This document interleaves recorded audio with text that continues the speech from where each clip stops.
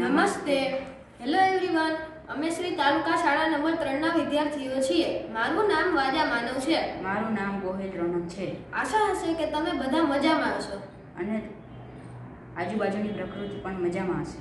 પ્રકૃતિની જાળવણી અંતર્ગત અમે અહીં વિજ્ઞાન મેળો 2022માં ભાગ લઈ રહ્યા છીએ. અમારી કૃતિ વિભાગ 4 પરિવહનની છે. અમારી કૃતિનું નામ ચાર્જિંગ કાર છે. તમને ખબર જ હશે કે ચાર્જિંગ કાર દેશમાં વધુ પ્રદૂષણ કરતું નથી અને ચાર્જિંગ કારનો ભાવ બધા લોકોને પરવડે છે. ભારતમાં 7.5 લાખથી 1 કરોડ સુધીની ઇલેક્ટ્રિક કાર અવેલેબલ છે. આજે કારની સૌથી મોટી સમસ્યા છે તેનો ચાર્જિંગ સમય. આજે ઇન્ડિયામાં અવેલેબલ કાર 2 કલાકથી 4 કલાક સુધીનો ચાર્જિંગ સમય લે છે અને અલગ અલગ કંપની મુજબ તે 100 કિલોમીટરથી 500 કિલોમીટર સુધી ચાલે છે. પરંતુ આ ચાર્જિંગ સમય લે છે તે માટે લોકોને આની સમસ્યા છે. તો તે સમસ્યા માટે અમે અમારો એક પ્રોજેક્ટ લઈ આવ્યા છીએ. તેનું નામ ચાર્જિંગ કાર છે. તમે અહીં જોઈ શકો છો.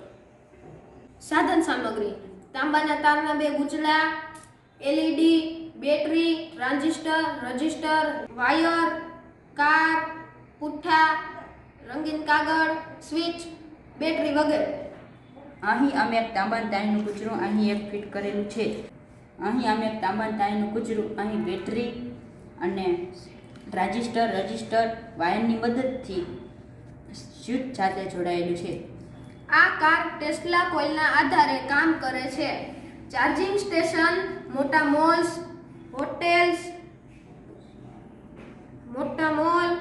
Hotels, parking station, office, society વગેરે જગ્યાએ રાખી શકાય છે, જેથી કરીને ચાર્જિંગનો સમય બીજો ફાળવવો ન પડે. આ સિવાય જો વધારે ઇમરજન્સી હોય તો બેટરીનો ચેન્જિંગનો ઓપ્શન પણ અવેલેબલ છે. તે 7 થી 10 મિનિટમાં જ ચેન્જ થઈ જાય છે.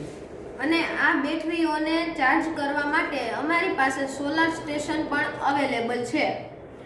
આ સોલાર સ્ટેશન અને અહીં ત્યાંથી સોલાર સ્ટેશનથી અહીંયા બેટરીઓ ચાર્જ થાય છે.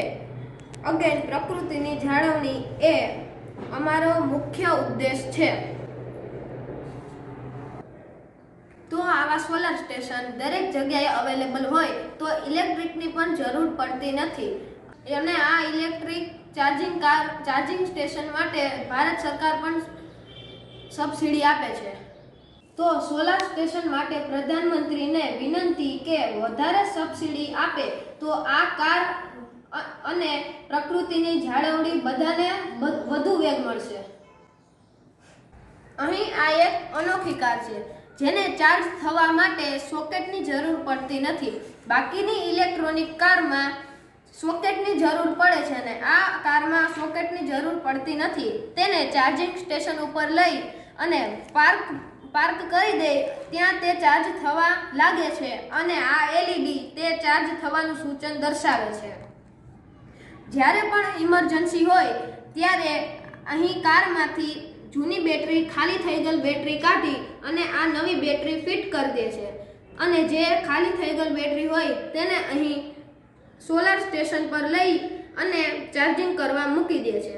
અહીં આ સોલાર પ્લેટ સૂર્ય ઉર્જાનું રૂપાંતર વિદ્યુત ઉર્જામાં કરી અને બેટરીને ચાર્જ કરે છે. તેથી આ પ્રોજેક્ટ ઇકો ફ્રેન્ડલી, સમય તથા પૈસાની બચત અને પ્રકૃતિની જાળવણી એ બધાનું મિશ્રણ છે.